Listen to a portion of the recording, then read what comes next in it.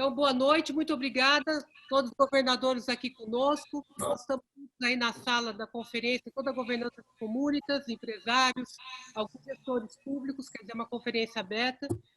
Primeiramente, para quem não conhece, a Comunitas é uma organização social que tem se dedicado à inovação na área da gestão pública, sempre trabalhando em cooperação com os governos. Essa é a nossa maneira de trabalhar, o protagonismo é sempre como nós temos aqui, desses líderes que hoje estarão falando sobre uma pauta que a gente já vem dialogando há algumas semanas, que é o impacto socioeconômico no momento do Covid-19. É importante a gente reforçar mais uma vez que esse é um trabalho aqui que também faz parte de um grande benchmark entre todos os estados, que estão atuando com uma maneira muito responsável. Aqui acho que a gente tem que, já desde abrindo essa conferência, parabenizá-los pela seriedade com que tem tratado. Aqui acho que esse grupo demonstra muito isso, preservando vidas, acompanhando a ciência, mas também falando com muita transparência e seriedade à sociedade. Então, acho que hoje, essa conferência de hoje, é mais um brinde que vocês colocam para a gente nessa temática e que a gente tem o prazer de convidar o Fábio Zambelli, um amigo jornalista, que irá conduzir essa conversa entre vocês. Fábio, está com você. Boa noite a todos e todas. Queria agradecer a Comunitas em nome do Jota o convite. É sempre um privilégio participar desse debate, que tem tudo a ver com a missão do Jota, que é tornar as instituições brasileiras mais previsíveis. Nós vamos iniciar aqui um debate o mais informal possível com os governadores, e depois, nos momentos finais, abriremos para as perguntas dos convidados, que já podem fazê-las, no entanto, pelo chat do aplicativo. Eu gostaria de iniciar com uma pergunta para o governador Ronaldo Caiado. Goiás foi um dos primeiros estados a adotar a quarentena e também um dos primeiros a apresentar uma estratégia de saída dessa crise, um plano de abertura, né? O senhor entende que esse processo tem sido bem sucedido, sobretudo no interior, pois foi levado em consideração aí a autonomia dos municípios, né? Quais as premissas que vêm permeando esse processo no estado de Goiás? Muito boa noite e obrigado pela sua presença, governador. Bem, boa noite, Fábio, e também um abração aí à Regina e aos meus colegas aí, governadores, como eu, Zema, como Eduardo Leite, Rodrigo Garcia e também nosso colega Helder Barbalho. Realmente eu iniciei a quarentena em Goiás no dia 13 de março. Então, realmente eu não tinha nenhum caso ainda de contaminação pelo coronavírus, mas com a experiência quando os brasileiros que vieram para o Wuhan, eu sabia que isso aí, indiscutivelmente, como médico que sou, chegaria a Goiás. Eu tomei as providências imediatas, no momento realmente foi duramente incompreendido, a palavra boazinha, mas conseguimos segurar durante 40 dias. O último período do decreto venceu dia 19, foi no domingo, onde eu novamente redigi novo decreto, aí sim, dentro de uma base científica muito grande. Mas qual o problema? Até o dia 19 de dezembro, prevalecia a tese, ou seja, até dia 15, da decisão do governo prevalecer sobre os municípios. A decisão do Supremo Tribunal Federal definiu critérios que também dão aos municípios esse direito concorrente a definir critérios de como liberar ou talvez até também poder limitar mais as ações. O que está ocorrendo, esse é o motivo da minha maior preocupação hoje, já que meu decreto iniciou na segunda-feira, nós estamos na sexta-feira, com feriado na terça.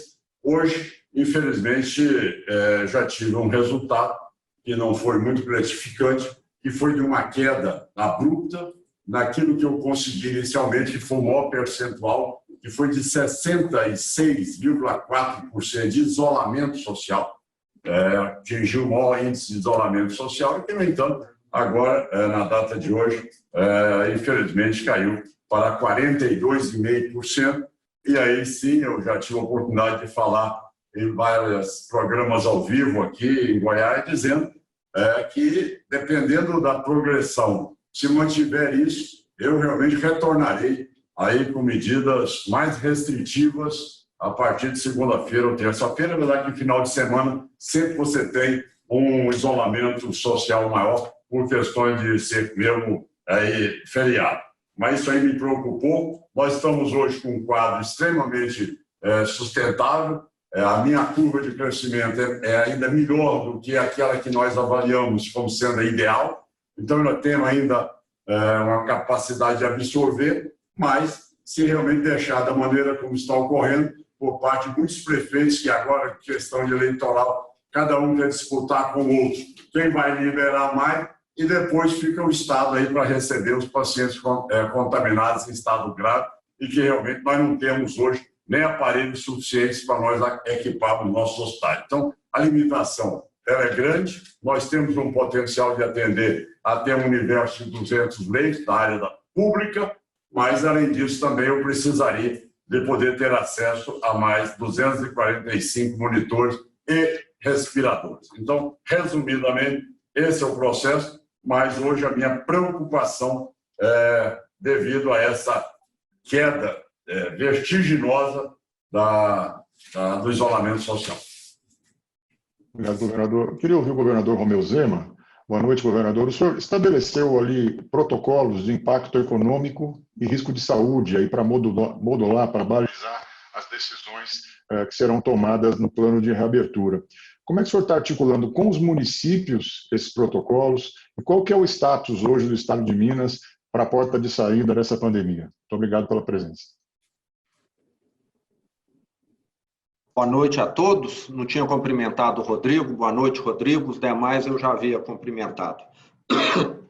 Bom, a situação de Minas, não sei se isso também aconteceu com o Caiado ou não, nós temos uma grande massa de municípios que fizeram uma reativação da economia devido à decisão do próprio prefeito.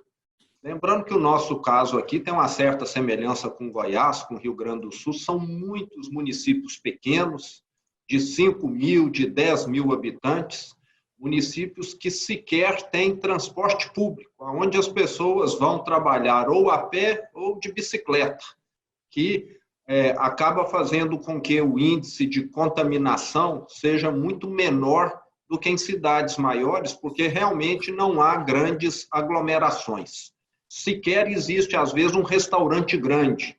Geralmente não há como você colocar muitas pessoas junto, exceto num casamento, numa festa. E, com isso, nós temos uma quantidade, centenas de municípios com 0 suspeita de caso, com 0 óbitos de casos, o que deixou os prefeitos, de certa maneira, muito pressionados para fazerem uma reativação da economia.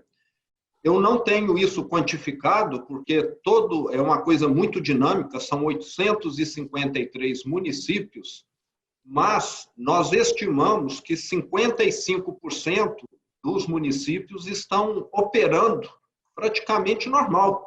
Alguns levaram a quarentena por 2 semanas, por 3 semanas, e voltaram a operar. Lembrando que nós começamos aqui uma semana após Goiás. No dia 22 de março, nós começamos aqui o isolamento. E nós estamos com um conforto muito grande, porque apenas 4% das UTIs do Estado estiveram ocupadas, foi o teto, o normal foi 3%, mas chegamos a 4% de UTIs ocupadas com suspeitos ou casos confirmados de coronavírus. E deixamos separados 55%.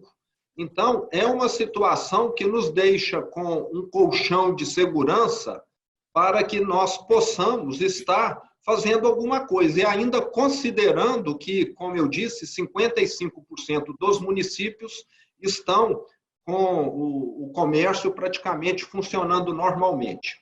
Outro ponto é que nos últimos 8, 10 dias, o número médio de novos infectados no estado ficou em 57 por dia e o número de óbitos em 2,6.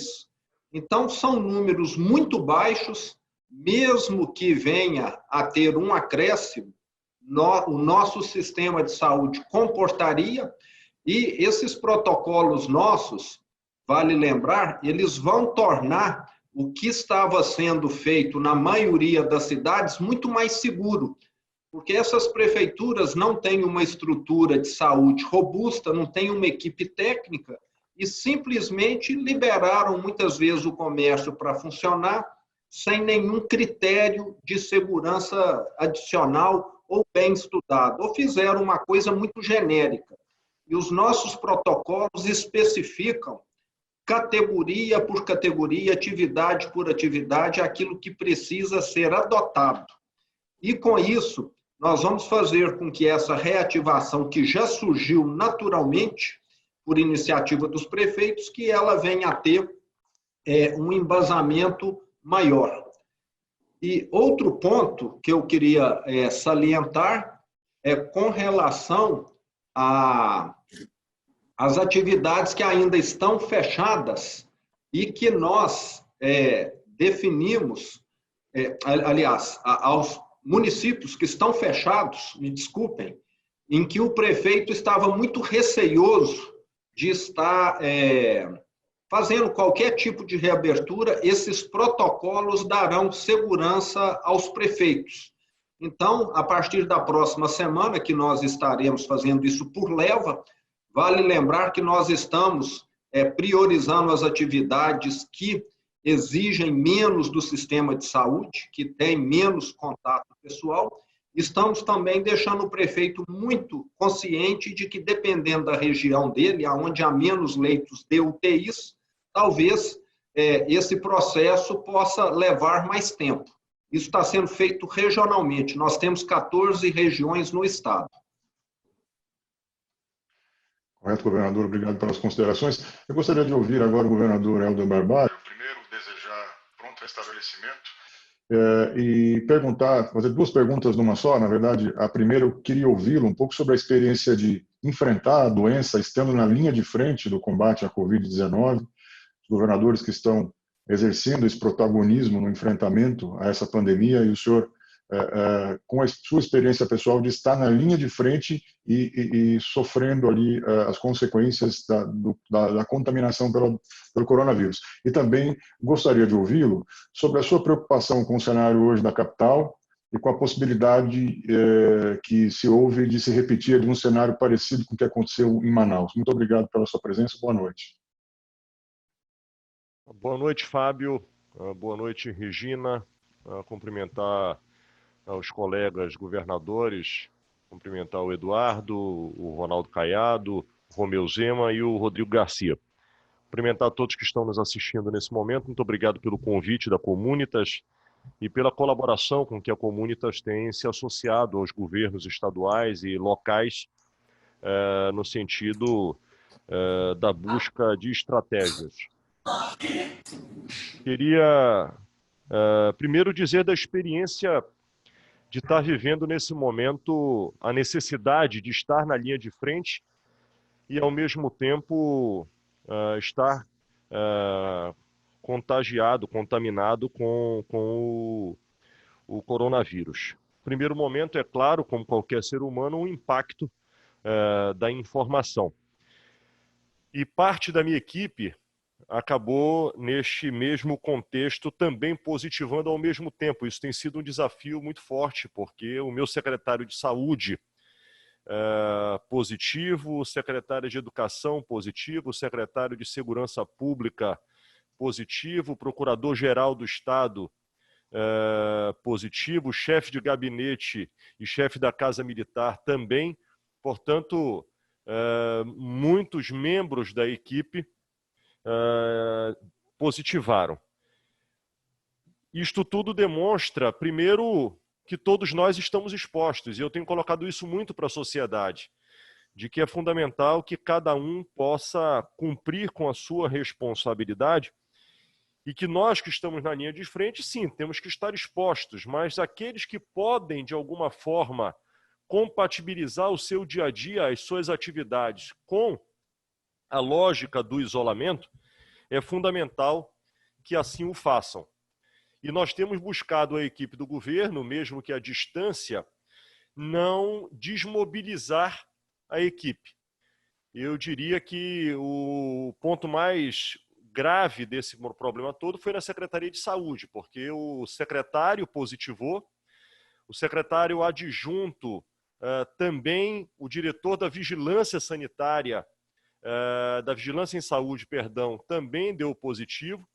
E um fato que foi muito desestabilizador foi o falecimento do diretor financeiro com 42 anos com coronavírus. Quer dizer, isso tudo gera um impacto na equipe de maneira estrondosa. E eu tenho buscado trabalhar de forma motivacional, mostrando a nossa responsabilidade nesse momento, e a população precisa cada vez mais de nós. E de nós todos, né? Principalmente aqueles que estão na linha de frente, a todos os médicos, a todos os profissionais de saúde, os profissionais de segurança pública. Mas partindo para o segundo questionamento, Fábio, o nosso cenário hoje no Estado, ele é um cenário, no âmbito do olhar estadual, eu diria que nós temos que olhar o Estado do Pará num retrato, no seu âmbito da totalidade regional, e temos que ter um retrato específico da região metropolitana. O retrato no âmbito de todo o Estado, ele é um retrato de tranquilidade. Nós estamos aí com 74% dos leitos ocupados. Quando eu digo tranquilidade, comparado com a região metropolitana. Tranquilidade é o que está vivendo o Romeu Zema, com 2%, 3% de leito público ocupado.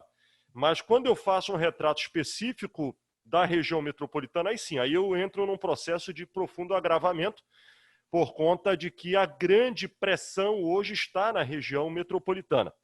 Nós abrimos aqui 834 leitos de enfermaria e 148 UTIs específicas para coronavírus, e a região metropolitana hoje está com cerca de 96% das suas UTIs tomadas na região metropolitana, seja pública, seja privada. Os números que eu citei são leitos públicos, mas a crise chegou também aos hospitais particulares, aos planos de saúde. Portanto, há um sistema pressionado como um todo que faz com que nós estejamos numa condição de absoluto alerta. Nós temos a expectativa da chegada de 400 novas UTIs que foram compradas pelo governo do Estado há 40 dias atrás, e ontem foram liberadas pelo governo chinês, e o voo está marcado para o próximo dia 29 agora de abril. No momento em que chegarem estas 400 UTIs novas, aí nós damos seguramente uma restabilizada no cenário da oferta de leitos, que vai se somar a tantos outros investimentos. Nós colocamos aqui 4 hospitais de campanha, 720 leitos que passam a ser ofertados. Nós fizemos diversos outros investimentos que reforçam a estratégia, mas diria para todos que o nosso divisor de água para sair da condição atual e evitar que Belém seja um retrato do que nós estamos assistindo em Manaus é a chegada destas 400 novas UTIs que acontecerão já logo após o dia 30 agora de abril, para nós contermos a pressão sobre o sistema, evitarmos que o número de óbitos aumente. Nós estamos numa curva de ascendência. Ontem nós tivemos 10 óbitos, hoje já foram também um número crescente de novos óbitos no estado. Nós tivemos já, estamos chegando aí nos 2 dias a 26 óbitos, portanto um crescimento acentuado nas últimas 48 horas, tudo fruto aí dessa situação, particularmente das unidades de pronto atendimento com dificuldade, também dos prontos socorros com dificuldade, o que tem feito com que não haja o diagnóstico precoce, o tratamento precoce, e aí é claro que a pressão vai direto para a UTI pelo agravamento do cenário de saúde das pessoas. Obrigado, governador. Eu gostaria de ouvir o governador Eduardo Leite. Boa noite, governador.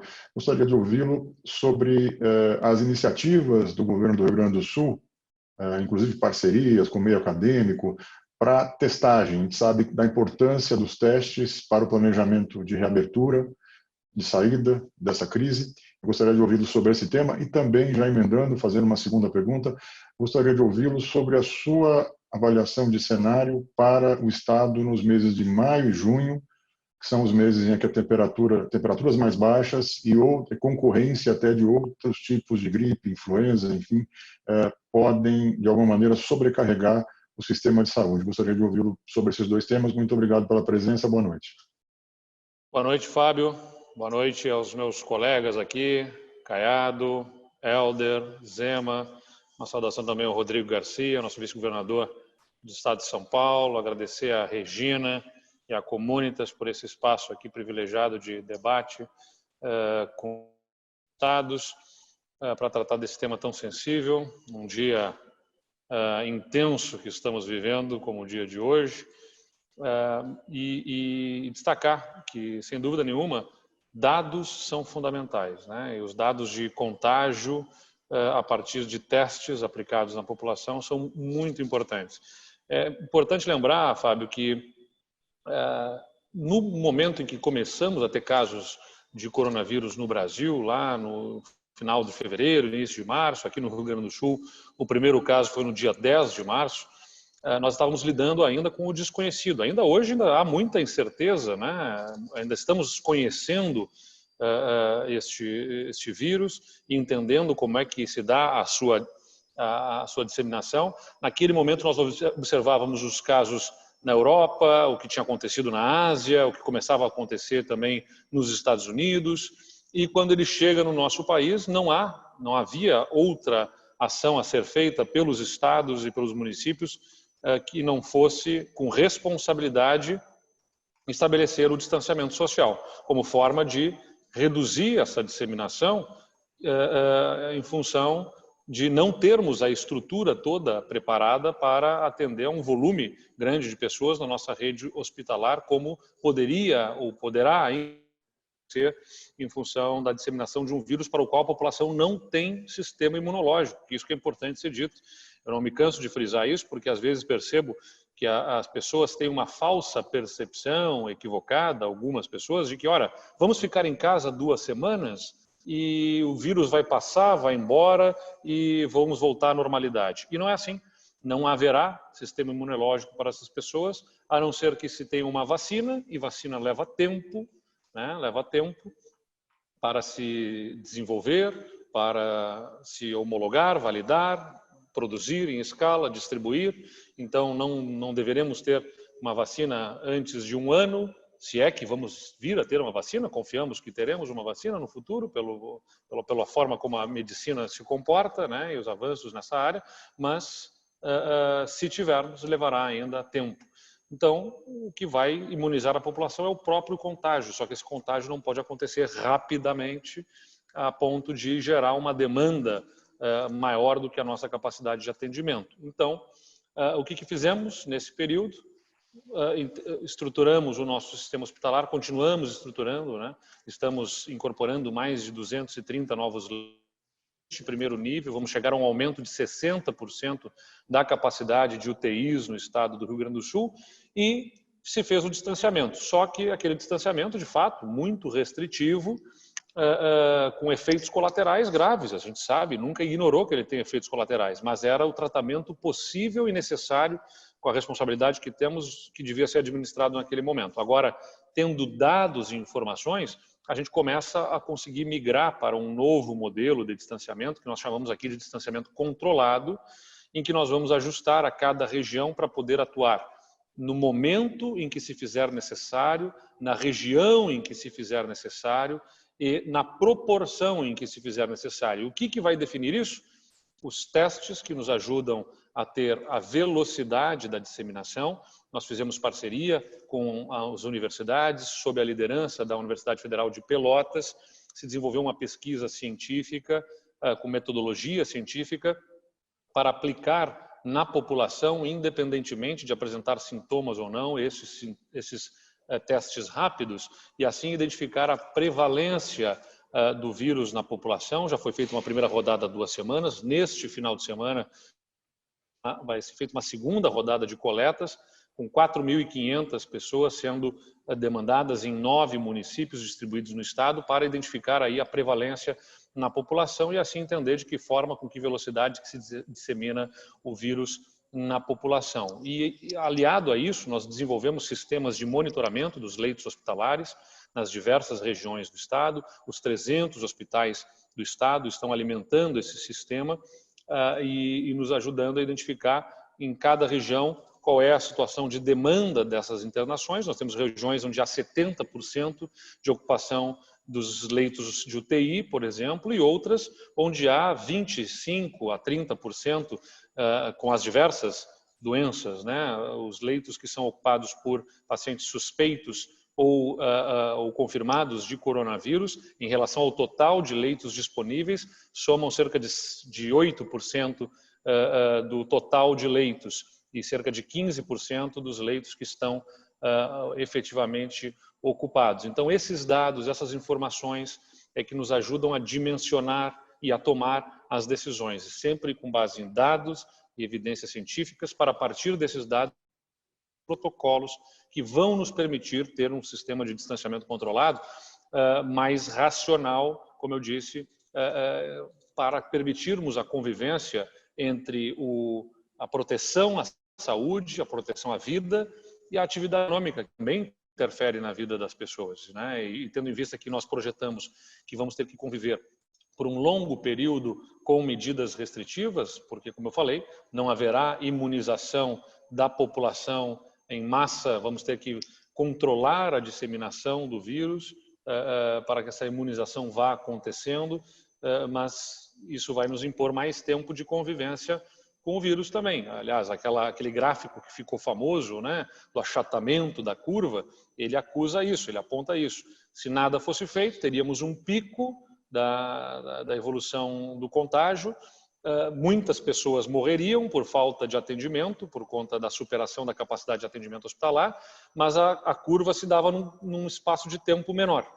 O achatamento empurra esta disseminação do vírus para frente, coloca dentro da capacidade hospitalar, mas prolonga no tempo a convivência aí com as medidas restritivas. Então, nós temos que fazer esse para que nós possamos ter algo que seja razoável e sustentável do ponto de vista econômico, porque a economia interfere na vida das pessoas, inclusive na situação de saúde delas, em função da sua capacidade de atender a sua família.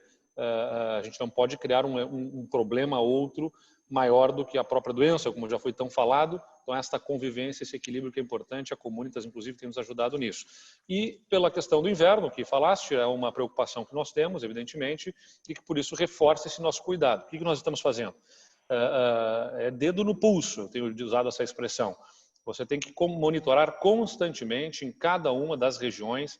Nós estamos regionalizando o estado, deverão ser 21 regiões de saúde monitoradas com os diversos indicadores para que sejamos mais restritivos naquelas em que estivermos observando uma evolução maior da disseminação do vírus no momento em que isso se fizer necessário e acompanhando para que nós não tenhamos uma demanda em função do coronavírus que se alie ao que nós teremos de demanda por conta das síndromes respiratórias agudas, graves, que se desenvolvem naturalmente no período do inverno, quando começaremos a observar dentro do próximo mês já temperaturas mais baixas, que certamente vão levar parte da população a demandar o atendimento de saúde e aí esta sobrecarga do nosso sistema poderá estar mais próximo. Obrigado, governador. Gostaria de ouvir o vice-governador de São Paulo, Rodrigo Garcia. Boa noite, governador. São Paulo é o epicentro da pandemia, foi o estado que apresentou os primeiros casos e a primeira onda, vamos dizer assim, mais em termos de volume de casos de infecções, foi o estado de São Paulo. Foram adotadas medidas restritivas já há mais de um mês e o governo tem manifestado em alguns momentos preocupação com os índices de isolamento social. O governador já anunciou também um plano de reabertura, um estudo para um plano de reabertura que será detalhado nos próximos dias. Eu gostaria de ouvi-lo sobre, primeiro, a preocupação do governo com esses índices de isolamento, ela persiste, o senhor tem os números atualizados, e também, diante desse contexto, hoje foi feito um anúncio já de um calendário de possível restabelecimento de aulas presenciais em algum momento aí pelo secretário de Educação. Gostaria de saber como é que será possível tomar essas medidas gradativas diante desse cenário de, em algumas regiões do Estado, sobretudo a Grande São Paulo, ainda um índice aquém do esperado de isolamento social. Muito obrigado e boa noite. Boa noite, Fábio Zambelli. Boa noite, Regina. Boa noite ao nosso governador Ronaldo Caiado, ao Helder Barbalho, ao Eduardo Leite, ao Romeu Zema. É um prazer poder dividir aqui essa oportunidade e a experiência que São Paulo está vivendo no enfrentamento ao coronavírus. Primeiro que, ao lado dos outros estados, São Paulo também adotou a sua quarentena no dia 23 de março, né, com o objetivo de justamente preparar a sua rede de saúde e também evitar a disseminação rápida do vírus, algo comum a todos aqui que me antecederam, né? Nesses 30 dias, nós preparamos a nossa rede de saúde, ampliamos, é uma rede muito estruturada, com 103 hospitais, mais de 3.500 leitos próprios de UTI, né?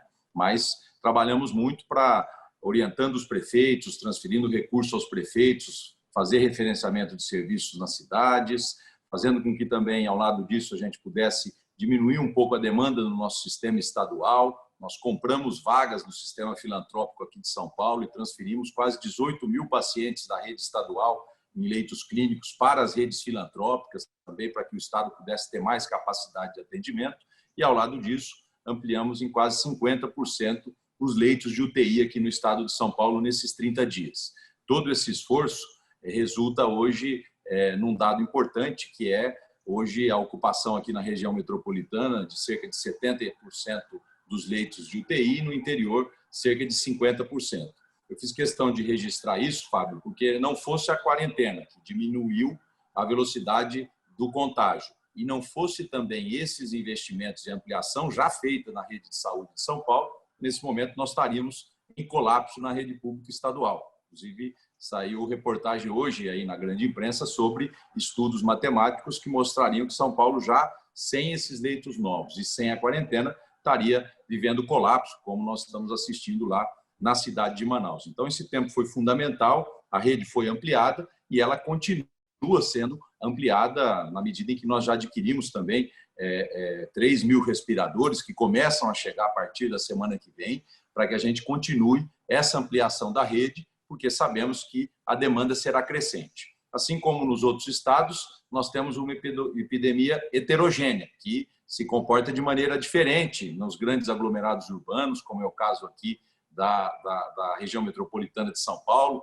Se a gente fizer um recorte no estado, que a gente chama aqui em São Paulo de macrometrópole, há 120 cidades no entorno aqui da cidade de São Paulo, nós temos 75% da população de São Paulo que mora na macrometrópole e 94% dos casos, né? Então, muito concentrado na região metropolitana, na macrometrópole, e no interior, nas principais cidades, já com casos significativos, mas nas pequenas cidades ainda. Para vocês terem uma ideia, São Paulo tem 645 cidades, 200 têm casos de Covid e cerca de 400 não têm casos, né? Então, uma epidemia heterogênea que, num primeiro momento, teve um remédio homogêneo, a quarentena valeu para todo o estado de São Paulo, e, consequentemente, agora, o nosso estudo, que foi apresentado, o Plano São Paulo, que é uma estratégia bem definida, com critérios claros de abertura e flexibilização a partir do dia 10 de maio, levará em consideração essa heterogeneidade da epidemia. Ou seja, vamos tratar os diferentes de maneira diferente.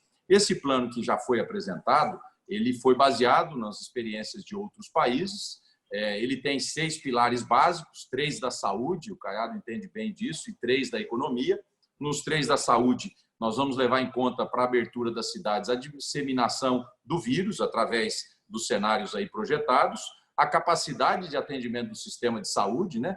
Nós temos aqui na capital praticamente 70% de ocupação e regiões do interior com 10% de ocupação. A menor ocupação que nós temos é lá na região de Araçatuba, né? Então, a disseminação da doença, a capacidade de atendimento e a rede de testagem, a capacidade de testagem que é fundamental, e o que o Brasil vive, os nossos estados estão vivendo de subnotificação, né? E a subnotificação não é só de casos registrados, é também de óbitos. Eu fui informado aqui pelo secretário municipal da cidade de São Paulo, que nós tivemos na terça-feira, por exemplo, mais de 30 óbitos em residências na cidade. Óbitos esses que não estão na contabilidade oficial e nem estarão, porque não é recomendável, enfim, a aplicação de testes nesses óbitos que foram encontrados em casa para não disseminar a doença. Então, a gente sabe que o Brasil vive isso, o mundo está vivendo isso, né? A dificuldade da subnotificação. Mas esse Plano São Paulo, que é o plano de abertura gradual da economia, lembrando que nós fizemos uma quarentena, eu diria, adequada, né? Aqui, todo o setor industrial ficou aberto durante todo esse período, né? Todo o setor de construção civil, obras, enfim, toda a cadeia da construção, toda a cadeia de energia, de petróleo, de telecomunicações, né? E muitos serviços essenciais na área do comércio e de serviços. Isso deu um número até anunciado pelo governador Dória de 74% da economia de São Paulo sem nenhuma restrição, né? Então, São Paulo não parou na quarentena, mas teve restrições claras e, óbvio, sofreu, como todos os outros estados, uma queda da atividade econômica muito grande e essa sensação que o brasileiro e o mundo acho que não tinha vivido de quarentena, né? Então, esse Plano São Paulo ele pretende tratar de maneira diferente as cidades e ele terá anunciado em detalhes aquilo que abre, aquilo que fecha, aquilo que pode funcionar sem restrição, aquilo que continua com restrição ou eventualmente até amplia a restrição a partir do dia 8 de maio. Então, nós temos ainda 20 dias pela frente, né? E dentro desse plano, e hoje nós anunciamos aqui, a sua pergunta, Fábio, é a estratégia sobre a volta às aulas. Se a gente olhar o mundo, a última coisa que tem voltado no mundo são as escolas, né? Justamente pelas dificuldades, aglomerações e tudo mais. Por outro lado, se você quiser ter um plano estruturado de volta e abertura econômica, é impossível você dissociar parte do sistema de ensino público de saúde, de educação, disso. Portanto, nós sabemos que tem mães, tem pais que voltarão ao trabalho com a eventual abertura gradual da economia e que vão ter necessidade no sistema de ensino de deixar os seus filhos. Então, hoje nós anunciamos essa estratégia que começa pela educação infantil, pactuado com os prefeitos aqui que têm essa responsabilidade, que começa, inclusive, não de maneira integral, mas naquelas cidades que, porventura, o centro de epidemia defina como cidade verde, como nós estamos chamando, nós vamos classificar todas as cidades em verdes, amarelas ou vermelhas, e aí, naturalmente, teremos um tratamento regional, porque o vírus não respeita a fronteira, né? Mas teremos um tratamento regional, mas essas cidades terão, então, a oportunidade de, na volta econômica, apoiado pela ciência, pela saúde, também ter uma volta parcial de escolas, por exemplo, para aqueles filhos de pais e mães que voltarão ao trabalho, né? Mas, naturalmente, um calendário definitivo, nós sabemos que nós estamos falando do mês 7, do mês de julho em diante, se as curvas e os cenários de epidemia se confirmarem conforme o governo de São Paulo estabeleceu. Então, estamos todos vivendo algo inédito, né? Aprendendo todos os dias, né? E refazendo as nossas decisões todos os dias, mas com muita determinação de poder enfrentar essa epidemia de frente, com a preservação de vidas em primeiro lugar e, óbvio, sempre com um olhar também econômico, mas preservando vidas. Obrigado, governador. As grandes crises, elas permitem consolidação de lideranças, né? Num país de dimensões continentais como o nosso, uma crise de saúde de proporções dramáticas demanda soluções regionais, empodera os gestores regionais e valoriza a capacidade de liderança regional. São os senhores que estão ali à frente, na linha de frente desse enfrentamento. São os senhores que conhecem as peculiaridades de cada região, de cada polo produtivo, de cada atividade econômica. Então, eu gostaria de fazer uma pergunta que vale para todos os senhores. Gostaria de pedir também que os senhores fossem mais breves nas respostas, porque nós temos uma premissa de tempo, mas é muito importante ouvi-los sobre como os senhores estão organizando a reabertura nos seus respectivos estados, com foco nos arranjos produtivos regionais, com uma estratégia de saída focada em políticas públicas para geração de emprego, renda e recomposição da arrecadação. Gostaria de começar pelo governador Caiado, se possível.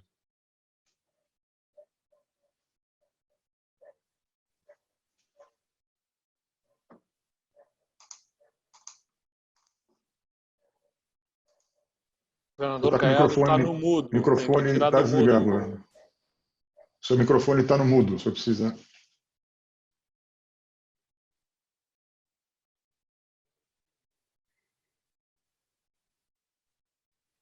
Vamos inverter, então, começando Liberou, cara. Liberou. Sim. Agora está ok, governador. Agora foi. Voltou? Está ok agora. Bom, realmente, esses 40 dias já vinha um pouco na aprendizagem de toda a bibliografia dos trabalhos apresentados em relação ao coronavírus por outros países que já foram acometidos antes de nós. Nós implantamos não só essa ferramenta que todos nós usamos, que é a ferramenta do isolamento social, como também de gasto de energia elétrica, como também emissão de notas fiscais, uma análise também das rodovias federais, onde nós estamos tendo um maior quadro de contaminação naquelas cidades onde normalmente os caminhoneiros param, a região do entorno de Brasília, pela contaminação de Brasília. Então, são regiões que nós fomos também monitorando, aquelas que nós tínhamos uma maior incidência e sabendo o porquê dessa incidência. Bom, a partir daí, nós elaboramos um trabalho junto com a Universidade Federal de Goiás para que cada atividade tivesse o seu protocolo. Nós geramos aí um protocolo geral, acompanhado de mais 15 protocolos. Diante de cada atividade, o cidadão acessa com o CNPJ, ele vai ter todos o regramento necessário para que ele tenha condições de abrir. Mas, é o que eu repito, a decisão do Supremo em ter dado aos prefeitos esse direito concorrente, isso realmente criou uma situação um pouco difícil para nós, porque é um ano eleitoral e está ficando uma competição entre um e o outro, quem vai liberar mais. Então, isso tem me preocupado, porque todos que fizeram a quarentena, todos nós, eu, por exemplo, estou me beneficiando de 40 dias. Agora, o que é que nós fizemos neste momento? Primeiro, um trabalho social amplo. Nós estamos adquirindo 500 mil cestas básicas, já distribuímos mais de 90 mil cestas básicas, levando nas cidades e nas casas, não tem distribuição num local único, é a Polícia Militar que leva, distribui nas próprias residências. É um trabalho que tem surtido muito efeito, tem dado uma acalmada nas pessoas, e, ao mesmo tempo, nós montamos uma estrutura muito forte junto às secretarias que são fundamentais para darmos o passo seguinte ao sairmos da pandemia. Nós concentramos técnicos na Secretaria nossa de Meio Ambiente, contratamos outros para que nós avançássemos nesse processo da liberação das licenças ambientais. Encaminhamos também um projeto de lei que já foi aprovado, já foi sancionado, já baixamos o decreto, facilitando enormemente, agilizando muito também a nossa liberação das liberações ambientais. Com isso, nós estamos propondo já um cardápio de obras, principalmente de PCHs, de rodovias, como também de indústrias que se propuseram a instalar no estado de Goiás, fazendo toda essa parte burocrática para nós podermos, tão logo, superemos aí a nossa parte da pandemia, a gente volta já com um número significativo dentro de uma PPP, também tentando buscar, e como o governo se propôs a criar um Pro-Brasil aí, ver quais seriam as linhas de financiamento, enfim.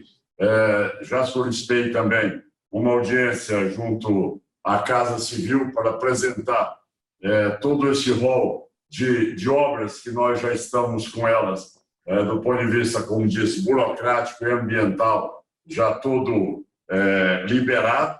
E assim, aguardando as limitações nossas, como de qualquer colega, ela é muito grande. Goiás ainda está no CAPAG-C, nós não temos nenhuma capacidade de contrair empréstimos. Ao mesmo tempo, eu tive que não cancelar a conta, não cortar o fornecimento de água, porque é do Estado, para manter, pedir o apoio da área de energia elétrica e de sinal de internet, para que não crie um colapso maior ainda. Estou tendo, até agora, uma ação extremamente positiva dessas empresas também. Implantamos uma transferência de R$ 150 para todas as crianças que são matriculadas na rede pública que está no cadastro único, e a partir daí nós estamos na esperança desse projeto que está na Câmara dos Deputados, que está hoje no Senado Federal, que chega a bom tempo para nós sabermos de que maneira nós teremos essa compensação do nosso ICMS, já que a minha fonte de arrecadação do FPE, que é o Fundo de Participação do Estado, ela é irrisória, ela chega a 11%, e 70% da minha arrecadação é do ICMS. Nós tivemos uma queda da arrecadação do ICMS esse mês de 12%, e ainda conseguimos pagar a folha de pagamento, mas num acordo com todos os poderes para que cada poder abrisse mão de 20% do 12º na parte de custeio. Então, nós fizemos esse acordo e aí nós repassaremos menos 20%. Isso deu para nós quitarmos a folha de pagamento agora no dia 30. Então, os investimentos, como eu disse, esse cardápio todo que nós estamos aqui apresentando e, ao mesmo tempo, manter a segurança pública com todas as condições, porque vocês sabem, com a decisão do Poder Judiciário em liberar uma grande parte de pessoas que estavam presas, retidas, isso causou um tumulto também na segurança do Estado nos últimos dias. Nós garantimos também a estrutura hospitalar para que não tivéssemos situações que venham amanhã colocar em risco, em colapso a rede.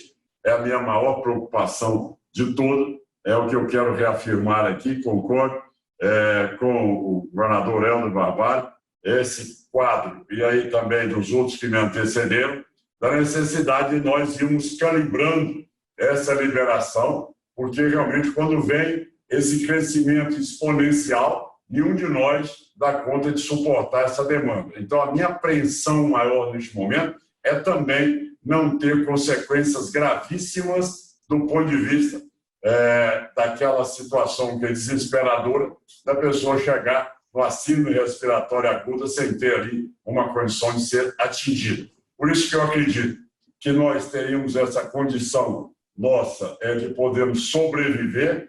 Goiás, ele tem um potencial grande na produção agrícola, mas em contrapartida, como nós temos um número significativo de usinas produtoras de etanol e com essa queda vertiginosa do preço do barril de petróleo, também é um setor que eu tenho voltado os olhos pela preocupação que nós temos, que é um dos pontos também importantes na economia do Estado de Goiás, e como tal, cada dia nós estamos tendo que cuidar de dezenas de problemas que aparecem, cada um na sua região, e tentando, o mais rápido possível, chegar a esse fim do processo de contaminação, ou seja, chegar a 50% da população contaminada, onde a partir daí o vírus já não circula, e nós já temos aí essa vacinação pela própria produção de anticorpos. O colega Eduardo Leite está tendo uma experiência boa. Eu não tive do ponto de vista dos exames, esses exames do IgG e do IgM, esses exames de resposta rápida. O nosso laboratório em Goiás deu, em todos eles que nós analisamos, o teste rápido, dando um falso negativo em torno de 30%. Ora, se eu já vou trabalhar um cidadão que entre o sintoma e o resultado positivo já tem 14 dias para ele produzir anticorpos, para que se dê positivo.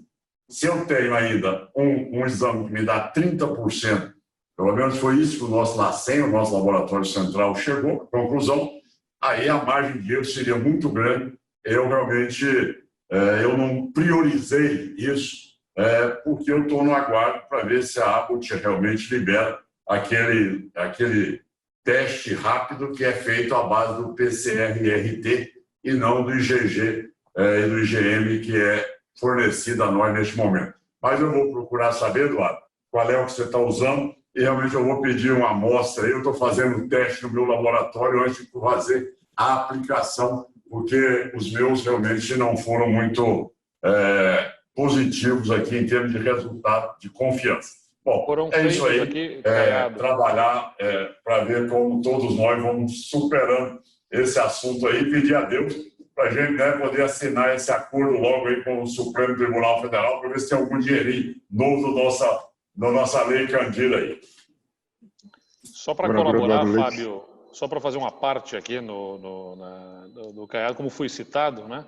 O caso, nós mandamos os testes rápidos aqui para fazer a prova, né, na Universidade Federal de Ciências da Saúde, aqui em Porto Alegre, antes de aplicar os testes, e eles tiveram atestada essa confiabilidade dentro do que se propunha para uma pesquisa de prevalência, né? Então, estamos à disposição aqui para trocar as informações com Goiás também que forem necessárias em relação ao que se está procedendo aqui. Obrigado, Paulo. Eu queria ouvir o governador Romeu Zema sobre essa questão da reabertura econômica, enfim. O senhor vem conduzindo um trabalho de ajuste de contas e, de repente, agora está lidando com uma crise que já está impactando na arrecadação do Estado. Eu gostaria de ouvi-lo sobre como é que o Estado está se organizando e quais as medidas que o senhor pretende adotar e já está adotando para a recomposição de emprego, de renda e também com vistas à arrecadação do Estado nesse período de pandemia e também projetando já a estratégia pós-crise. Perfeito, Fábio. Bom, a nossa arrecadação, como de todos os estados, não foi diferente. Já tivemos uma queda sensível neste mês de abril, que é referente ao mês de março. Lembrando que em março o comércio, a indústria ficou fechado praticamente 8 dias só. Mas acaba que já tivemos uma queda de aproximadamente 23%, 22% já esse mês, e só vamos conseguir fechar o mês de abril com uma certa normalidade, porque já reduzimos aqui o orçamento, o custeio de todas as secretarias, e tivemos uma boa surpresa, que foi recebermos aqui quase 800 milhões de uma antiga dívida do Banco Benge, que veio no momento que foi o melhor possível. Agora, o mês de maio será, caso não tenhamos aqui uma ajuda federal, um colapso total do Estado. Nós não vamos conseguir passar o mês de maio de forma alguma, porque nós entramos abril com uma certa folga e ainda tivemos esses 800 milhões adicionais que acabou nos ajudando muito. Mas estamos aqui preocupados com a economia. Eu passei rapidamente naquele primeiro comentário e queria dizer aqui que os setores serão reabertos de acordo com critérios econômicos. Nós vamos estar considerando o total de empregados que o setor emprega, a arrecadação per capita, que esse setor também acarreta aos cofres públicos, o impacto fiscal, o impacto na cadeia produtiva e também a vulnerabilidade desse setor perante a crise. Um setor como o de mineração é um setor que é muito menos vulnerável do que aquele que tem mais empresas pequenas, microempresas. Então, os nossos critérios econômicos serão esses. Agora, simultaneamente aos critérios econômicos, como eu também havia adiantado de forma bem resumida, nós estaremos aqui considerando critérios de saúde. Os setores vão receber nota de acordo com o número de trabalhadores que circulam, de acordo com o número de clientes que circulam por causa desse setor. Uma indústria que funciona praticamente provoca a circulação dos seus funcionários. O comércio não, o comércio já provoca a circulação de clientes. O nível de aglomeração de pessoas inerentes à atividade. Uma confecção onde num galpão trabalham 500 pessoas é muito diferente de uma atividade que é mais espaçada. O nível de contágio inerente à atividade. Tem atividades que as pessoas estão mais próximas, têm um contato maior do que em outras. E também a questão da adaptabilidade do setor, no que diz respeito a horários flexíveis, a turnos, atendimento à distância. Então, nós vamos estar considerando esses critérios de saúde e critérios econômicos na questão de estarmos priorizando os setores. E dividimos os setores de acordo com esses critérios em de baixo risco, médio risco e risco mais alto. E estaremos fazendo de forma gradativa, primeira onda ou de baixo risco. Lembrando que tudo isso está sendo comunicado a todos os prefeitos e nós esperamos que a maioria deles venha a aderir. Com certeza eles farão, porque, como eu comentei também, a maioria das prefeituras não tem estrutura para estar fazendo um estudo mais aprofundado. Obrigado, governador. Eu gostaria de ouvir o governador Helder Barbalho sobre esse mesmo tema, e já aproveitando para a gente ganhar tempo, aproveitando uma pergunta aqui de um convidado, o Luiz Renha, o Michael Cerqueira, ele pede para que o senhor comente como o Pacto Federativo tem auxiliado o combate ao coronavírus, em que pontos ele pode melhorar para facilitar o trabalho junto ao governo federal e aos municípios. E aí, por favor, governador, se eu puder falar também sobre as estratégias do Estado para a reorganização da economia, recomposição de emprego e renda.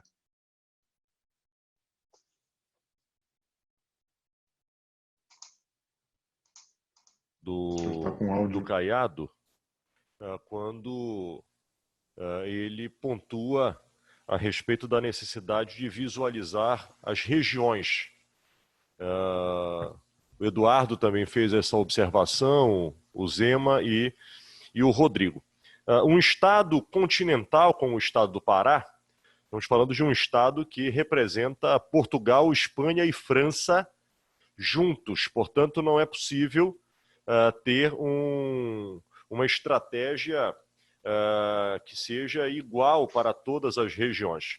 Nós estaremos, ao momento em que houver a estabilização do avanço dos casos confirmados, mas, acima de tudo, também a construção das condições do sistema de saúde para retirar este ambiente de pressão, nós vamos trabalhar no gradativo avanço territorial mediante o número de casos e mediante a capacidade do sistema local de saúde para uma eventual segunda onda que possa vir a acontecer. Com relação à questão econômica apenas, registrar que aqui nós adotamos uma estratégia que foi o comércio de rua estar aberto a todo instante. Nós não fechamos o comércio de rua. Nós fechamos aqui bares, restaurantes, casas de espetáculo, shopping centers e reduzimos para 10 pessoas o aglomerado no mesmo ambiente.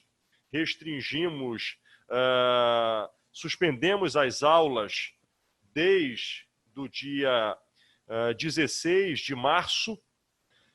Também suspendemos o transporte interestadual e intermunicipal no período do feriado da Semana Santa e agora do feriado de Tiradentes, para evitar a circulação, principalmente da região metropolitana, para os balneários.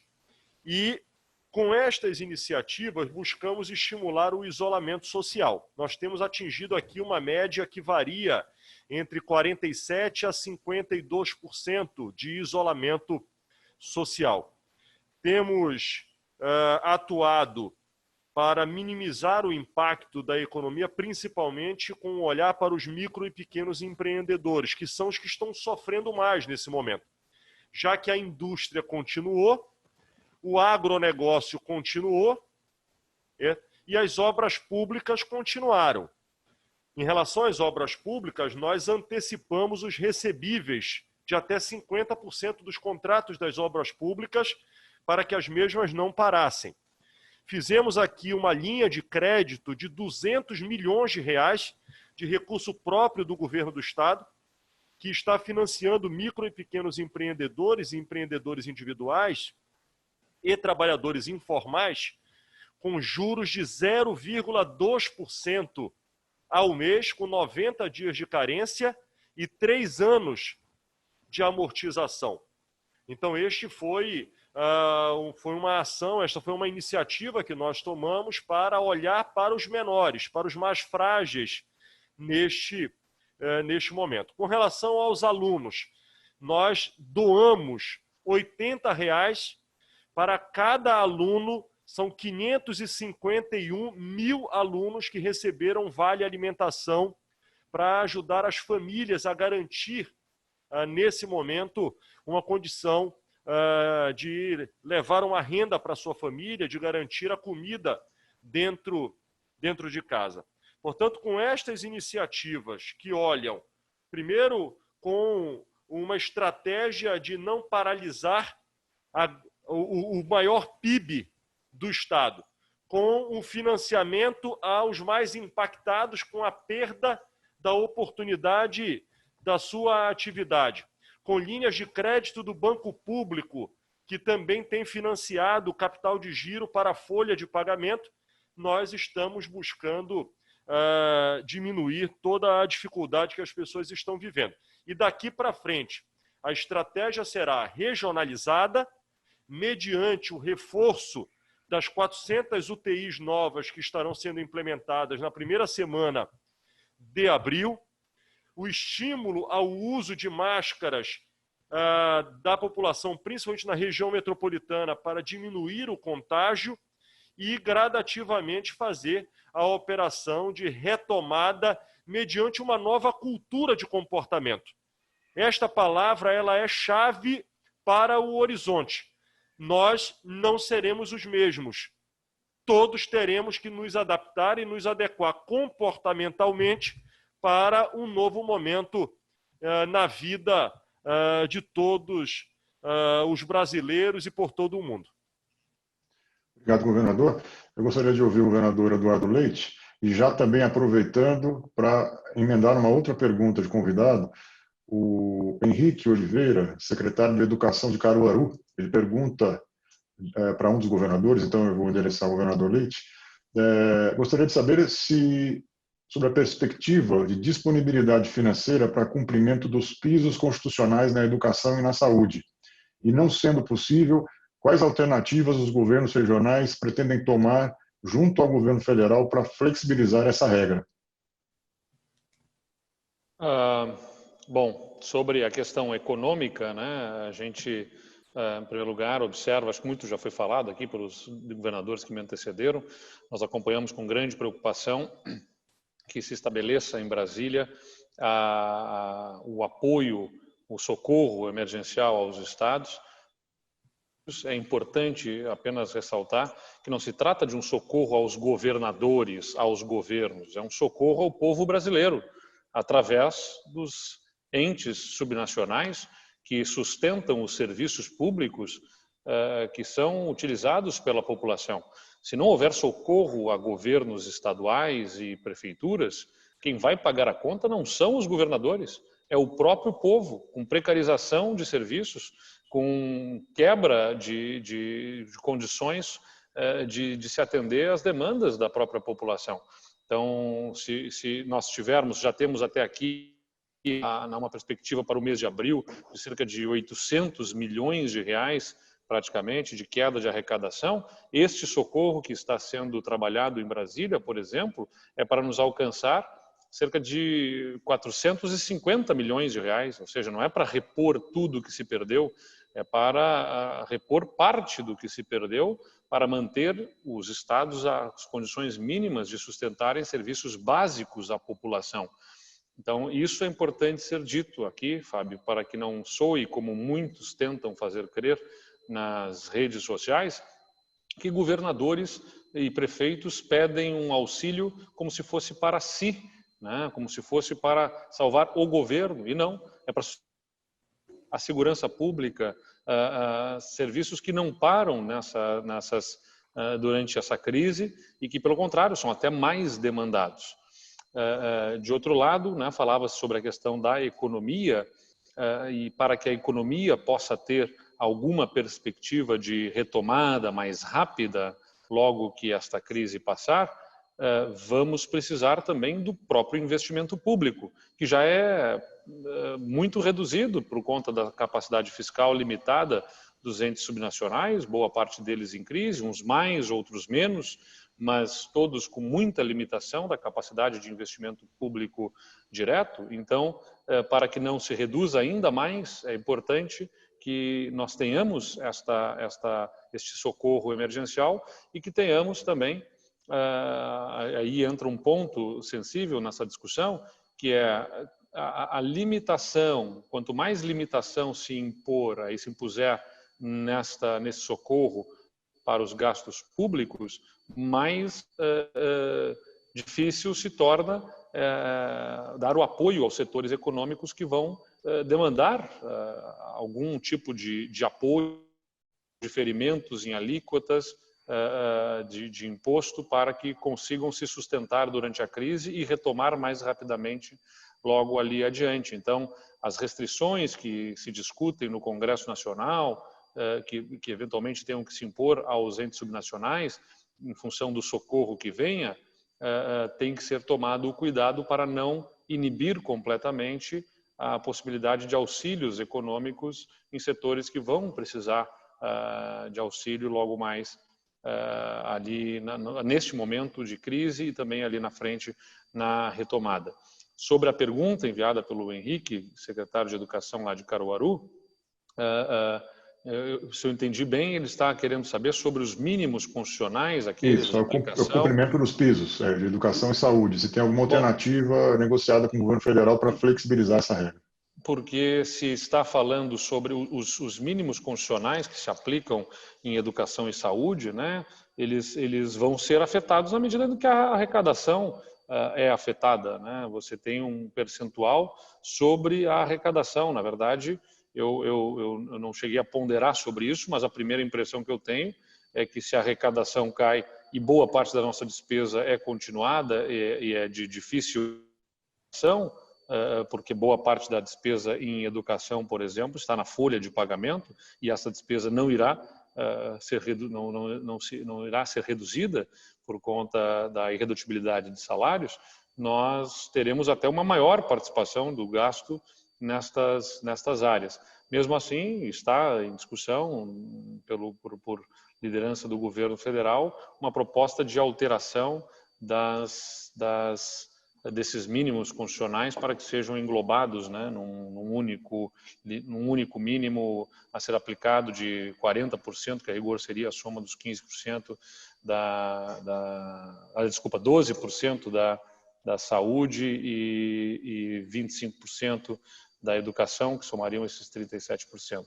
Então, se eu entendi bem a pergunta dele, a impressão que eu tenho é que a redução de receitas, como a despesa não reduz na mesma proporção, inevitavelmente levará a uma despesa até maior do ponto de vista percentual nessas áreas. Correto. Gostaria de ouvir o vice-governador Rodrigo Garcia sobre a estratégia de retomada econômica e as providências que o Estado vem tomando no sentido de recompor emprego, renda e também arrecadação do Estado.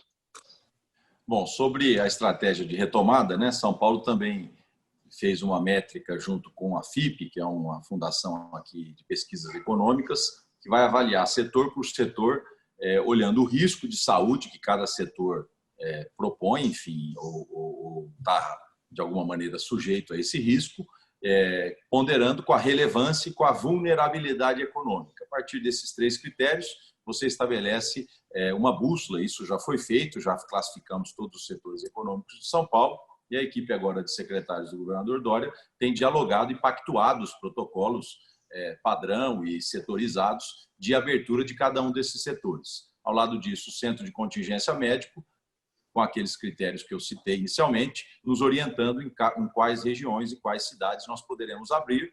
Com isso feito, nós aplicaremos os protocolos pactuados com todo o setor. São Paulo também não é diferente dos outros estados, com a queda da atividade econômica e as restrições da quarentena, nós tivemos uma queda forte na arrecadação no mês de abril. Há 3 semanas atrás, nós já apresentamos um plano de austeridade fiscal.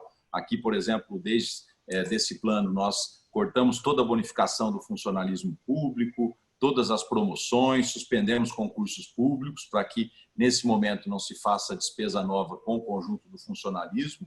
Ao lado disso, aplicamos um plano forte de cortes no custeio do Estado, né?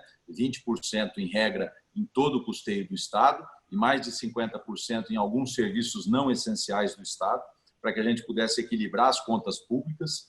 A previsão de queda de arrecadação de São Paulo é muito grande.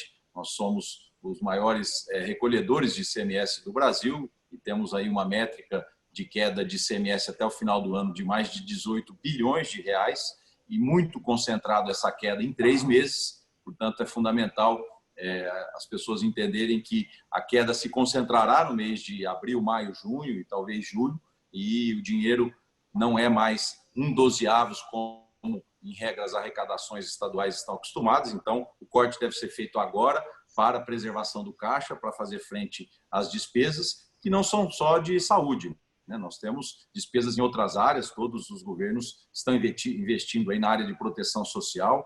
Aqui em São Paulo, todas as famílias vulneráveis receberão cestas básicas do Estado, isso é mais de 1,5 milhão de cestas básicas por mês, né? Um investimento bastante alto.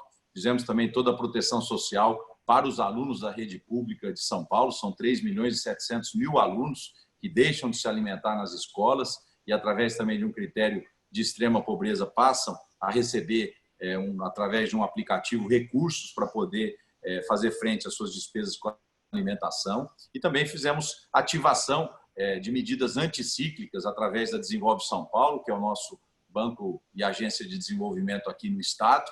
É impressionante a demanda do micro e pequeno empreendedor por crédito, né? Nós aplicamos inicialmente 500 bilhões de reais na Desenvolve São Paulo para empréstimos de capital de giro nesse período, e a demanda está em mais de 14 bilhões de reais junto à Desenvolve São Paulo. Pedimos um repasse de crédito do BNDES, a Desenvolve ela é uma boa executora de repasse de crédito do BNDES no estado de São Paulo. Infelizmente, o BNDES nos negou, né? Lembrando que o BNDES tem mais de 100 bilhões em tesouraria nesse momento e poderia usar os bancos estaduais, as agências de fomento, para fazer empréstimos para setores específicos, mas infelizmente não tivemos esse apoio e estamos, portanto, com medidas de austeridade para preservação do caixa, né? Ao lado disso, com ações concretas aí junto aos governadores para que a gente possa ter essa ajuda do governo federal, e o Eduardo Leite foi feliz. Nós temos um pacto federativo no Brasil que só permite o governo federal se endividar, emitir títulos da dívida pública. Então, ele se endivida em nome de toda a sociedade e deve fazer bom uso desse dinheiro.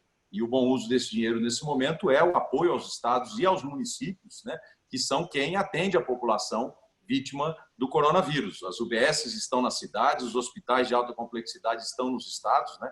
Então, esse apoio ele é necessário.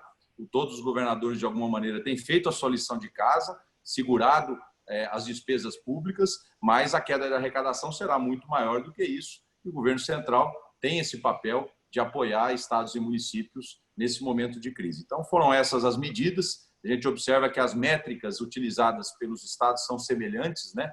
Graças aos cenários que a gente acompanha no mundo, né? O fato do Brasil ter tido essa epidemia 25, 30 dias depois do resto do mundo nos permite planejar mais, nos permite acompanhar os governos que acertaram e que erraram em relação ao combate ao coronavírus e nos dá um pouco mais de segurança nas decisões que nós estamos tomando aqui. E quanto ao futuro, eu não tenho nenhuma dúvida que nós teremos que reinventar o papel do Estado. Infelizmente, grande parte da legislação que mexe com a reforma do Estado ela é concentrada em Brasília, no Congresso Nacional, para qualquer tipo de ação mais profunda em relação ao Estado brasileiro, ao modelo de Estado brasileiro que nós temos. Acho que é necessário discutir isso, porque todos nós vamos estar enfrentando um novo normal a partir do segundo semestre, se Deus quiser, a epidemia passando, com um desafio enorme. E aqui em São Paulo, nós já estamos desenhando um novo modelo de governo, com as limitações de um Estado de um subnacional, né, com todas essas limitações, mas fazendo todo um redesenho para o futuro, privilegiando a geração de empregos nas ações que nós tomaremos aqui no segundo semestre. Obrigado, governador. Nós estamos chegando aqui à reta final do nosso debate. Eu gostaria de endereçar um último tema, aproveitando a pergunta feita pelo colega Léo Branco, do Globo, e aí pedir que todos os governadores, por gentileza, se manifestassem aí de forma sucinta, ali, no máximo 3 minutinhos para cada um, para a gente dar tempo de todos falarem. A pergunta é a mesma para todos. Eu queria entender a opinião dos governadores sobre a saída do ex-ministro Sérgio Moro e o futuro do governo Bolsonaro. Eu emendo com uma outra questão. É possível ter planos consistentes de retomada em meio a uma crise política dessa dimensão? Começando pelo governador Caiado, por gentileza.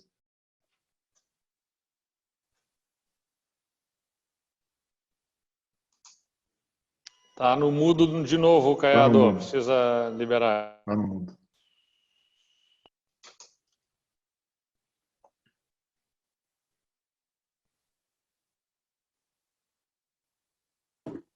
Voltou? Agora está ok. Tá ok.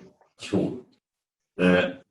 Bom, Eduardo, e a todos. Bom, lamento profundamente, até porque é uma liderança emblemática, é uma pessoa que tem o reconhecimento não só da população brasileira, como também é uma referência internacional do Brasil em combate à corrupção. E nós já estamos vivendo um momento muito delicado. Quer dizer, todos nós estamos extremamente preocupados, um nível de pressão enorme, uma ansiosidade enorme, e, de repente, mais um problema que realmente faz com que o cidadão que nós estamos solicitando a ele que fique em casa, no seu isolamento, de repente, uma notícia como essa, cria-se uma ebulição no cenário não só político, mas também no cenário emocional das pessoas. Enfim, eu sinceramente acho que foi inoportuna essa tomada de decisão e é algo que só faz dificultar e agravar esse processo que nós estamos precisando, que é de construir, mais do que nunca, um processo de harmonia política. Eu repito aqui, eu tomei a decisão desde que assumi o governo. Todas as minhas decisões elas ocorrem com a presença de todos os presidentes de poderes e, além da Assembleia Legislativa e Tribunal de Justiça, incluir o Ministério Público, o Tribunal de Contas do Estado, o município, como também a Defensoria Pública e o Ministério Público. Então, dentro de um colegiado. Então, quanto menos ruído nós pudermos produzir agora e quanto mais ações diretas para que o cidadão se sinta confortável, pelo menos atingido e à mão do Estado, discutindo o que o cidadão deseja nessa hora. O cidadão ele quer ouvir algo para tranquilizá-lo, para saber que ele tem um leito, para saber que ele tem o apoio para a alimentação, que todos nós estamos envolvidos. Não é em campanha eleitoral, não é em desentendimento, nós estamos focados no controle da nossa pandemia para não tergiversar daquilo que é fundamental, que é salvar vidas. Salvando vidas, nós vamos superar essa crise do ponto de vista econômico rapidamente. Então, essa é a minha posição. Agradeço ao Fábio, agradeço a Regina, a todos os meus colegas governadores aí pela escassez do tempo e dizer que vamos continuar trocando aí informações para que cada um possa auxiliar o outro da melhor maneira de resultados obtidos no combate à pandemia. Muito obrigado e boa noite. Obrigado, governador. Agora eu gostaria de ouvir o governador Romeu Zema, por gentileza. O microfone do senhor está desligado. Está no mudo. Agora sim. Eu lamento muito o que aconteceu hoje. Eu sempre fui um admirador do juiz Moro. Talvez ele tenha sido uma das pessoas que mais fez pela eliminação. Eliminação não é o certo, não. Pela redução da corrupção no Brasil. Com toda certeza existe um Brasil até a Lava Jato e um Brasil pós-Lava Jato. Hoje, toda a classe política, toda pessoa que está no setor público sabe que pode ter sérias consequências caso não proceda bem. E antes da Lava Jato, o Brasil era outro. Desde que eu assumi Minas, uma das propostas que eu fiz, inclusive num auditório aqui cheio de policiais civis, foi que eu daria total autonomia à Polícia Civil, que aqui em Minas, e eu sei que em muitos estados, sempre foi, de certa maneira, vítima de algumas pressões externas. Um delegado, um investigador está conduzindo alguma operação em alguma cidade, alguma região, ele começa a sofrer pressão do prefeito, do deputado, e muitas vezes acaba sendo removido. E eu falei, a partir de hoje, eu assumi no governo, a Polícia Civil está blindada. Ela tem autonomia para tudo, e a única coisa que eu quero saber é se a corregedoria está funcionando bem, para saber se aqueles que não estão procedendo adequadamente estão sendo afastados, investigados, etc. Então, eu sempre apoiei esse fortalecimento das instituições e vejo que, mais do que nunca, o Brasil precisa disso. E se nós estivermos indo contra isso, acaba sendo um retrocesso, o que é muito lamentável. Mas eu concluo dizendo que isso veio num momento muito ruim, num momento de crise econômica, de crise na saúde, o que acaba agravando tudo mais um pouco ainda, mas espero que o novo sucessor do Moro conduza um bom trabalho e que isso passe logo. Mas foi lamentável o episódio de hoje, entristece todos nós brasileiros. Obrigado, governador. Eu gostaria de ouvir o governador Helder Barbalho. Primeiramente, é claro, há de se lamentar o episódio que nós estamos vivendo neste momento tão sensível que o Brasil passa com o enfrentamento desta pandemia, em que todos nós deveríamos estar focados contra o único inimigo do Brasil, que é o coronavírus. Lamentavelmente, neste momento, acontecendo desdobramentos que trazem seguramente para toda a sociedade e para todos preocupação. O ministro Sérgio Moro, seja na condição de magistrado, seja como ministro, fez um grande serviço a favor do Brasil. Aqui mesmo no estado do Pará foi um grande parceiro no combate à criminalidade e vinha fazendo um trabalho reconhecido por toda a sociedade brasileira. É fato que nós vivemos num modelo presidencialista em que a prerrogativa é absoluta do presidente da República de escolher os seus auxiliares e entendeu o presidente de fazê-lo neste momento a substituição de parte desta equipe, o que resultou nestas consequências. Assisto isso com preocupação. Espero que o governo federal não perca o foco no combate ao coronavírus e que todos nós possamos ter a capacidade, neste momento, de cada vez mais nos unir. Nós não podemos deixar que as divergências políticas venham a comprometer ainda mais a vida, a proteção às pessoas e a economia. E que esta turbulência não impere, já que nós temos problemas demais e devemos entender todos que o coronavírus é o foco a ser combatido neste momento. Obrigado, governador. Gostaria agora de ouvir o governador Eduardo Leite, por gentileza. Olha, Fábio, eu vou no mesmo sentido que os meus colegas aqui.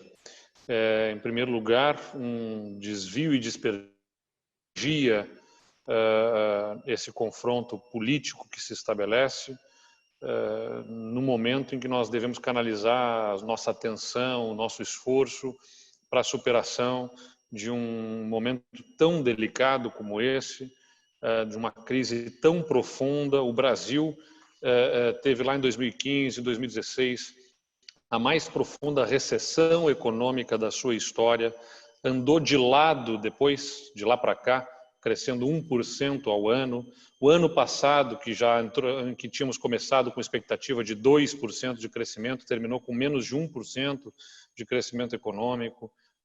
Ou seja, não se está conseguindo recuperar o tanto que se perdeu lá em 2015, 2016, e aí nos deparamos com este momento de uma pandemia que coloca vidas em risco e, de outro lado, o tratamento que se impõe do distanciamento coloca atividade econômica não em risco, mas já confirmado uma situação muito grave de fechamento de negócios, perdas de emprego, diminuição da renda, de um país que sequer conseguiu ainda se curar daquela recessão de 2015 e 2016. Então é muito grave vivenciando, e aí nos deparamos com uma crise que se instala por conta desta situação política no governo. Em primeiro lugar, isso precisa ser salientado, né? Já tínhamos aí perdido, ou havido a substituição do ministro da Saúde, sem ficar claras as razões, efetivamente, da troca, até porque a substituição não alterou o rumo no que diz respeito ao distanciamento que ali se impunha. Então, mas tudo bem, julgava-se ali a legitimidade do presidente fazer alterações na sua equipe, mas agora uma troca, né, uma substituição, na verdade, a queda de um ministro que é um símbolo no combate à corrupção, que pela sua dedicação, pela sua capacidade técnica, reacendeu na população brasileira a expectativa de um país mais transparente, né, um país mais justo no trato da coisa pública, mais correto no trato da coisa pública e especialmente pela gravidade do que se apresenta na forma como o ministro sai, apresentando uma denúncia de interferência política na Polícia Federal, que é, sem dúvida nenhuma, também aquela que viabilizou nos anos recentes, a partir de investigações, as condições de combate à corrupção neste país. Então é grave, evidentemente, e, sem dúvida nenhuma, tumultua o ambiente político, desviando atenção e energia que deveria estar absolutamente concentrada no que já temos de uma crise sanitária e uma crise econômica que deriva desta crise sanitária, que vai demandar todo o nosso esforço e atenção e que acaba desperdiçando energia neste episódio que nós todos lamentamos. Obrigado, governador. Gostaria de ouvir, por último, o vice-governador Rodrigo Garcia, por gentileza.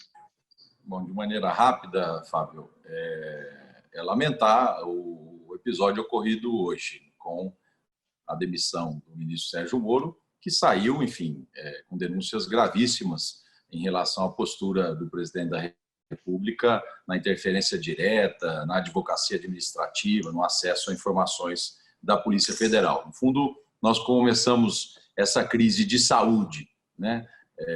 Essa crise de combate a uma epidemia, com uma enorme consequência econômica que todos nós estamos vivendo. Essa crise está sendo agravada também por uma outra guerra de narrativas, né? Governadores, prefeitos, com base na ciência, colocando que a única vacina contra o vírus que nós temos nesse momento é o isolamento social, é o distanciamento social, e também o presidente com uma outra narrativa, enfim, de que pode-se tudo nesse momento. Então, fica mais difícil ainda a tarefa de governadores e prefeitos, né? E, naturalmente, a demissão do ministro Sérgio Moro hoje, fazendo com que essa crise, vamos dizer assim, mais política, de discussão dentro do governo, se agrave ainda mais, né? É prerrogativa do presidente nomear, demitir, né?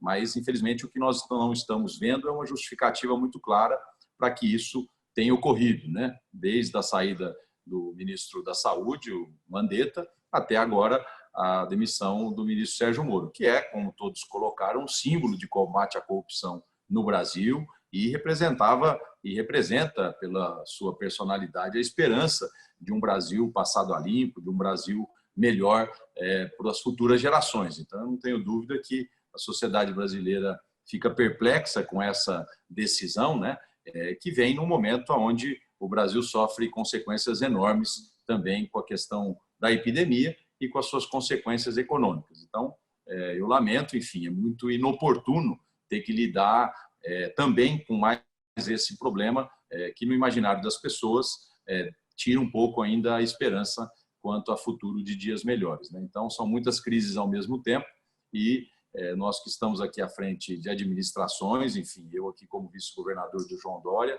secretário de governo, quero testemunhar o apoio que nós sempre tivemos do ministro Sérgio Moro no combate à criminalidade. Ainda antes de assumirmos o governo de São Paulo, o Moro e o Dória se entenderam para que vários líderes do PCC foram transferidos de São Paulo para presídios federais. Isso fez com que a criminalidade caísse ainda mais em São Paulo. Os números estão aí para todo o Brasil ver, né? Uma queda importante também na área da segurança pública. É lamentável, enfim, aparentemente eu julgo que ele vinha fazendo um grande trabalho pelo Brasil. E aproveitar para me despedir de todos os colegas. Para mim é um privilégio, como vice-governador de São Paulo, dividir essa bancada com os governadores, né? E agradecer mais uma vez a Comunitas por esse convite e ao nosso Fábio Zambelli pela mediação. Obrigado, governador. Agradeço também a todos os governadores presentes.